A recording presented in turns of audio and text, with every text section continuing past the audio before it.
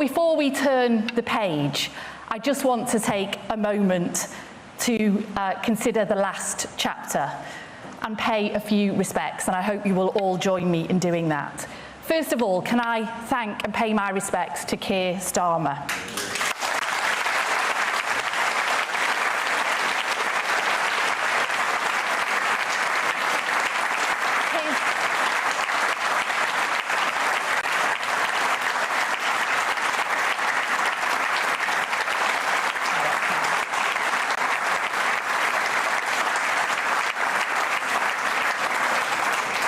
That's really nice. And his legacy will be of the guy who helped save the Labour Party. He took us from that historic defeat and just 4 years later took us to that historic election victory, and we thank him for that. And that meant that we had a really strong Labour government that was able to deliver on our Labour values, and he, under his leadership, he did just that.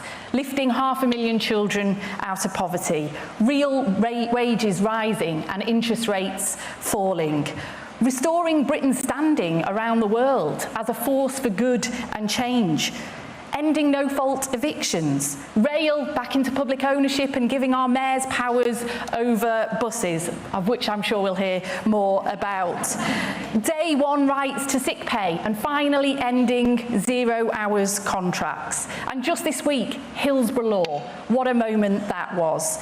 And finally, ending the hereditary principle in the House of Lords. That is just to name a few.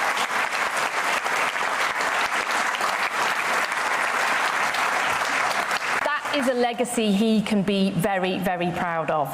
And can I also thank Keir and his team for the way in which they've conducted themselves in recent weeks, with dignity and with grace.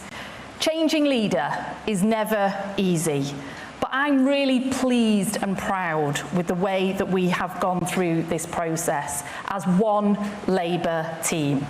And that wouldn't have been possible without all of you in this room today. I want to say a big thank you as well to the candidates team, still a candidate. Andy Burnham, you and your team have really been incredibly respectful and generous throughout this process. Thank you for that.